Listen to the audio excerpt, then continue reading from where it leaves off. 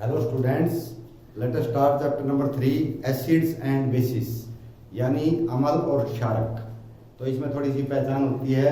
Acids जो होते हैं ना, वो उसके कुछ अलग करेक्टर्स होते हैं। बेस या अल्केल भी बोलते हैं इसको, अल्केल, उसके अलग करेक्टर होते हैं। जैसे एसिड जो है वो सोर होता है, खट्टा। बेस बिटर होता है, कड़वा। एसिड जो है स्लिपरी होता है, चिकना होता है। तो ये इस तरह के और भी हम बताएंगे इसमें।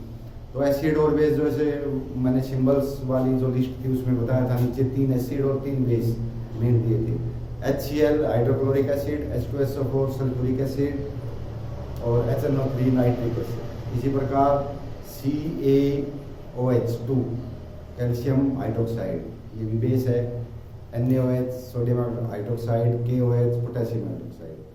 तो ये बेसिस है। अब जरूरी ये नहीं है कि ये 3 ही है, अब और हैं, ये हैवी हैं, स्ट्रेंथ है ज़्यादा होती है इनकी। और जैसे जो भी खट्टी चीज़ है उसमें एसिड होता है। नींबू है, संतरा है, कच्चा आम है, ये सभी क्या है, एसिड है। सिर वो जो आपका विनेगर है सिर का, वो एसिटिक एसिड होता है। तो हल्के एसिड है, कई तो हम खाने में यूज करते हैं, लेकिन बहुत से जो ये जैसे H2SO4 HNO3 वगैरह एसिड बताए, ये जो है काफ़ी स्ट्रेंथ के होते हैं, खतरनाक होते हैं, जला देते हैं। बैटरियों में जैसे एसिड डलता है तो कपड़ों पे गिर जाए तो उसमें छेद कर देते हैं। तो इस प्रकार के एसिड्स और बेसिस के हैं। तो इसकी प्रॉपर्टीज के हिसाब से हम देखते हैं। What is an indicator, right it's kinds. Indicator होता है इंडिकेट करना, यानी संकेत देना, इशारा करना। तो इंडिकेट किस बारे में करेगा कि ये एसिड है या बेस है। कोई आपको सॉल्यूशन दिया है तो एसिड है या बेस है, उसको पता करने के लिए हम इंडिकेटर का सहारा। सक के तो देख नहीं सकते आप चीज़ को, पता नहीं जहरीला हो कैसे चखेंगे, तो इंडिकेट करता है। वो इंडिकेटर होते हैं the substances which is used to recognise whether a given substance is acid और बेस इज कॉल्ड इंडिकेटर। तो वो सब्सटेंस को बताता है वो एसिड है या बेस है। दीज आर ऑफ 2 टाइप, 2 प्रकार के होते हैं। नेचुरल इंडिकेटर, एक तो होते हैं प्राकृतिक रूप से हमें जो पदार्थ मिलते हैं, जैसे ब्लू लिटमस है, नीला लिटमस, रेड लिटमस है, टर्मरिक है, हल्दी। तो इस प्रकार से ये 3 नेचुरल हैं। आर्टिफिशियल है, जैसे फिनोप्थलीन है, एक केमिकल बनता है, तो इसमें डालते हैं ना एसिड या बेस में, तो इसका जो कलर है वो पिंक हो जाता है। और जब उतना एसिड डाल देते हैं तो न्यूट्रल हो जाता है, तो फिर वो सफ़ेद हो जाता है, यानी कलरलेस हो जाता है। तो ये एक इंडिकेट करता है। आगे पढ़ोगे बड़ी क्लासों में आएंगे। मिथाइल ऑरेंज, ऐसा ये और नाम है, मिथाइल ऑरेंज। तो ये ऑरेंज कलर का होता है, तो ऑरेंज कलर देता है। तो बाकी उसमें एसिड या बेस के हिसाब से वो कलर जो है ग्रीन हो जाता है। तो ये 2 तरह के इंडिकेटर्स हैं। 3 test tubes contain pure water, acid and base solution. 3 test tube दे दिए आपको। एक में प्योर वाटर है, एक में एसिड है, एक में बेस है। हम कैसे पता चलेगा। अभी हमने लिटमस की बात की, ब्लू लिटमस। तो इसमें क्या होता है कि जो एसिड ऑप्शन और रेड लिटमस, हम क्या करेंगे, एक रेड लिटमस ले लेंगे, इस पे एक ड्रॉप डाल देंगे पानी की। अब रेड लिटमस जहां पे ड्रॉप डाली है, अगर उसका कलर ब्लू हो जाता है, colour red litmus to blue is basic solution, यानी लाल रंग के लिटमस को नीला रंग में कर, नीले रंग के लिए कर दे, लाल रंग के लिटमस को नीले में बदल दे, तो वो तो होता है बेस। फिर हम डाल देंगे इसमें से आगे, यहाँ भी डाल देंगे। अब ये तो रेड लिटमस था, ये पहले इसकी बूंद डाली, इसकी डाली, तो ये क्या किया, रेड को ब्लू कर दिया, तो ये बेस हो गया। फिर इसकी डाली, रेड को रेड ही रखा, इसने कोई चेंज नहीं किया, तो हमें नहीं पता ये एसिड है या वाटर है। फिर हमने एक ब्लू लिटमस लिया अलग से, ये था रेड लिटमस, ये ब्लू लिटमस है, इस पे डाली, तो हमने देखा ये रेड हो गया। जहाँ पे बूंद डाली, नीला था रंग, रेड हो गया, इसका मतलब ये एसिड है।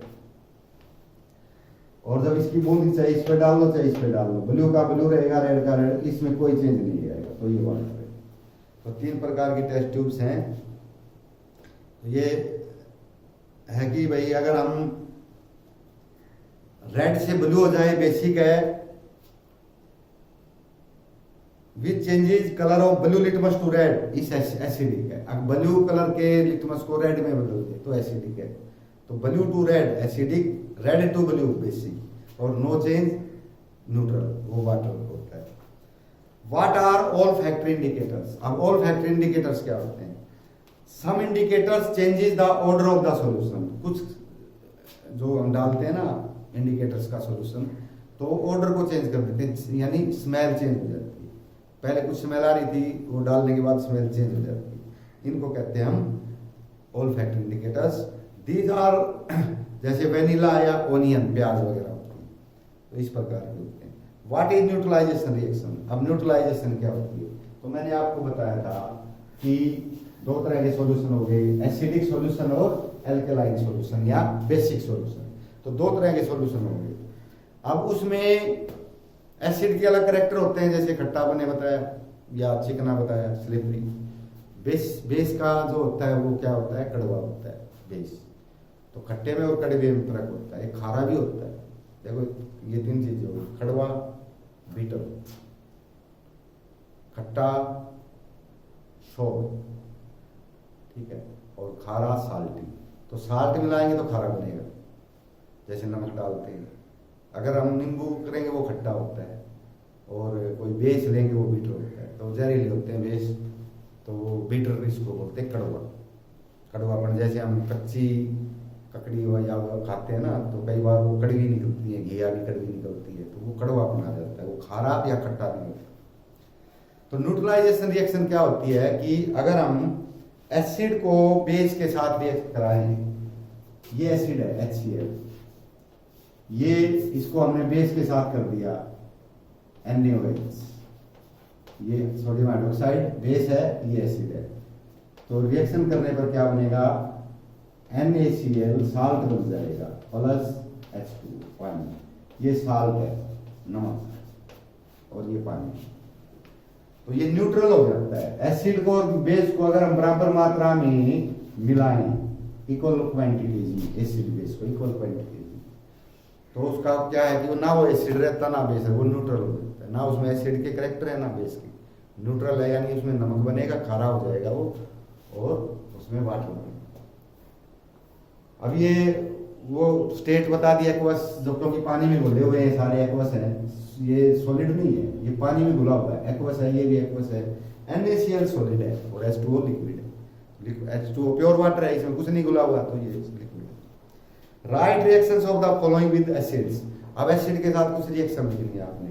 मेटल की, ये मेटल होती है Na, या Ca भी मेटल, कोई सी ले ले, प्लस HCl ले लिया हमने, CaCl2 प्लस H2। जब भी एसिड के साथ मेटल की कोई रिएक्शन होगी, हाइड्रोजन गैस है इलेक्ट्रॉनिक। अगर मैं ले लूँ Na प्लस H2SO4, ये भी एसिड है, तो एसिड क्या करेंगे? Na2SO4 प्लस H2, सब में हाइड्रोजन गैस निकलती है। तो ये अब इसको हम कर सकते हैं, इसको 2 से कर दें, बाकी ठीक है। तो ये अब बैलेंस हो गई। मेटल कार्बोनेट, अगर मेटल कार्बोनेट को एसिड से रिएक्ट करेंगे, मेटल कार्बोनेट, ये तो मेटल को एसिड से किया, मेटल कार्बोनेट को एसिड से करेंगे तो कार्बन डाइऑक्साइड गैस निकलती है। कार्बोनेट हो गया ना, इससे कार्बन डाइऑक्साइड बनती है, CaCl2 plus H2O plus CO2, CaCl2 plus H2O plus Cl2, इसको 2 से कर देंगे, बैलेंस हो जाएगी, क्योंकि Hb2 है यहाँ पे, Cl2 है, तो 2 से कर देंगे, ये भी 2 हो गया, तो 2HCl, तो ये हो गया। ये है कैल्शियम क्लोराइड। अब ये मैं एक बार फिर आपको रिमाइंड कर देता हूँ, कैल्शियम CaCl2 क्यों बना? NaCl में तो केवल 2 नहीं आता है, Na में तो Ca की +2 वैलेंसी होती है, Cl की -1, एक इसके नीचे 2 इसके नीचे, CaCl। तो ये मैंने पहले कई बार बताया, तो मैंने एक बार रिमाइंड कराया आपको कि आप इससे देख के घबरा ना जाओ, कभी 2 आ जाता है, कभी नहीं आता है। तो दूसरी ये हो गई। तीसरा है हाइड्रोजन कार्बोनेट। ये तो केवल मेटल कार्बोनेट के साथ। अब हाइड्रोजन कार्बोनेट, तो मेटल हाइड्रोजन कार्बोनेट है, जैसे Na, ये हाइड्रोजन कार्बोनेट है। आपकी ये बुक में H में लिखा हुआ, ये आपने सीधा उसमें मेटल कार्बोनेट की कर दी है। जो ऊपर हमने CaCO3 की थी, वैसे ही Na2CO3, तो ये तो मेटल कार्बोनेट हुआ। इसकी ये रिएक्शन आएगी, ये जो है ये 2 नंबर के लिए जो 3 में लिखी हुई है ना, ये 2 के लिए ही है, 2 रिएक्शन होगी 2 की। तो इसको हम अमेंड करा देंगे जब भी इसको कराएंगे। तो 3 में हाइड्रोजन कार्बोनेट है, इसको अगर हम एसिड से करेंगे HCl से, तो ये बनेगा NaCl, इसके साथ आएगी NaCl2 plus H2O plus CO2, बनेंगे यही चीज H2O और CO। तो इस प्रकार से हमारा ये है हाइड्रोजन कार्बोनेट है, ये सिंपल कार्बोनेट है, metal carbonate, metal hydrogen carbonate हो गया। तो इसकी ये रिएक्शन आएगी। इसकी नोटबुक में थोड़ी गलत लिखी हुई है, जो लिखी हुई है वो 2 नंबर के लिए, कार्बोनेट के लिए। नेक्स्ट हम लेते हैं इसका part, how does a base या एल्कली रिएक्ट विद मेटल। अब अगर बेस है तो वो कैसे करता है, जैसे बेस हो गया NaOH, HCl के साथ हो गया। तो जो बेस जब करती है HCl के साथ, तो जिंक जैसे नहीं मेटल के साथ किया है, इसने कहा बेस मेटल के साथ करता है। तो मेटल के साथ करेगा तो क्या होगा, ये ZnO3 sodium Na2ZnO3, sodium zincate Na2ZnO2, sodium, ये सोडियम है, जिंक है तो जिंकेट बोलते हैं, इसको बोलेंगे सोडियम जिंकेट, ठीक है, प्लस हाइड्रोजन गैस। तो अगर कोई बेस है उसके साथ कोई मेटल रिएक्शन करती है तो जिंकेट बनती है। How do metal oxide react with acid. अब मेटल ऑक्साइड एसिड के साथ कैसे रिएक्ट करती है, कल मैं जब बता रहा था इसमें, तो ऑक्साइड पिछले वाले चैप्टर में, तो हमने कहा था कि जो मेटल होती है ना, वो ऑक्सीजन के साथ रिएक्शन करके ऑक्साइड बनाती है। तो वो मेटल जो होती है वो बेसिक ऑक्साइड बनाती है, बेस होता है, और जो नॉन मेटल है वो एसिडिक ऑक्साइड बनाती है। तो इसने कहा है how do metal oxides react with acid. तो मेटल ऑक्साइड लेते हैं हम ZnO, ये मेटल है Zn, इसका ऑक्साइड। अब ये क्या है, एल्केलाइन है। मेटल ऑक्साइड बेसिक होती है, एल्केलाइन होती है। तो अगर इसको एल्केलाइन को हम पानी में घोलेंगे तो बेस बनेगा, एसिडिक ऑक्साइड को पानी में घोलेंगे तो एसिड बनेगा।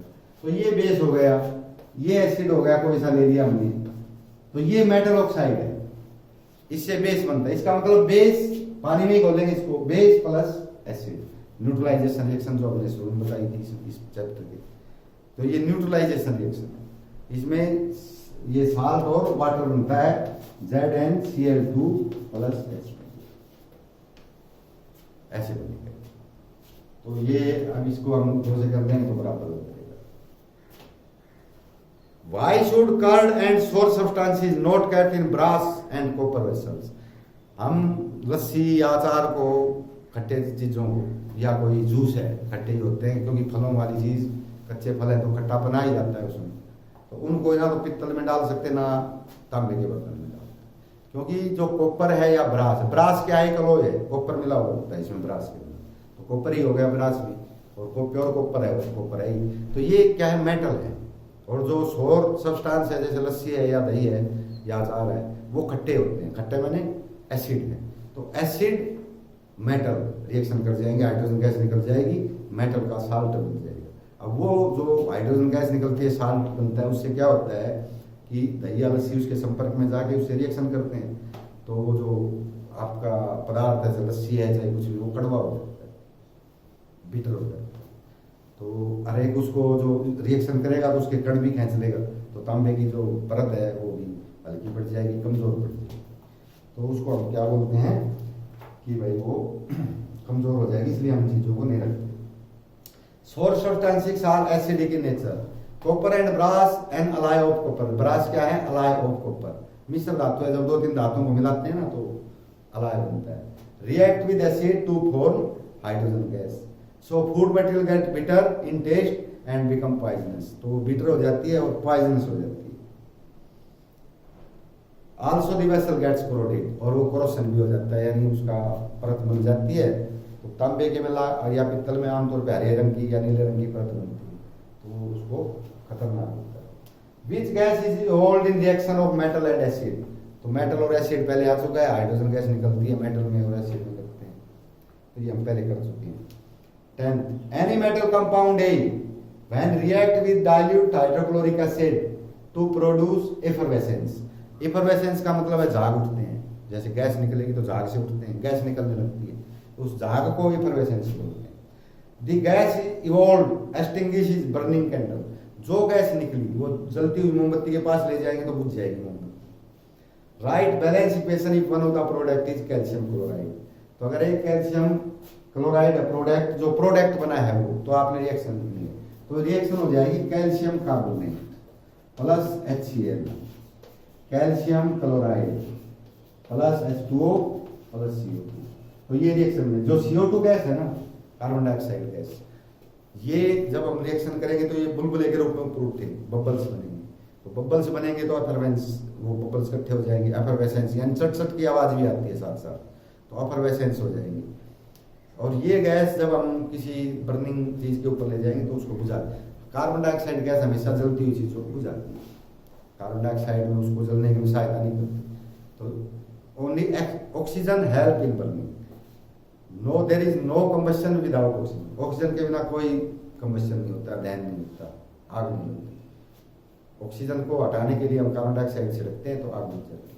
तो ये बताया था भाई वो कौन सा सब्सटेंस, तो कैल्शियम कार्बोनेट है, HCl के साथ उसकी रिएक्शन कराएंगे तो एफरवेसेंस होते हैं। अभी आप देखना मार्बल के फर्श होते हैं या मार्बल की टाइल लगी होती है, उस पर खट्टी चीज नींबू वगैरह पड़ जाए तो दाग पड़ जाता है।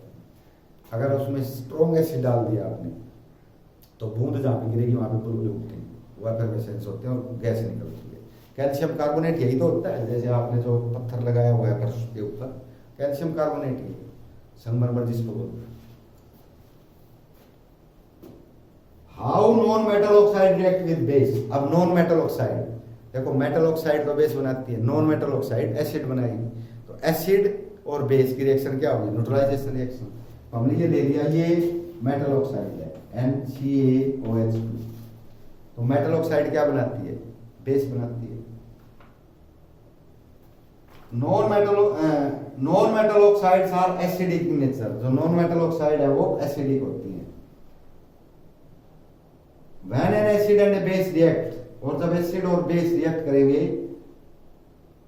Produce salt and water. जैसे नॉन मेटल ऑक्साइड हो गई CO2, नॉन मेटल कार्बन है, ये ऑक्साइड है कार्बन डाइऑक्साइड, ये है बेस।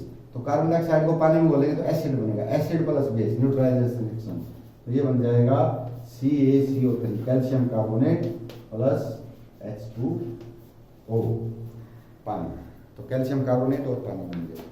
तो न्यूट्रलाइजेशन रिएक्शन है, वही बार बार आएगा। तो आपने ये काम करना है, बाकी आगे कराएंगे।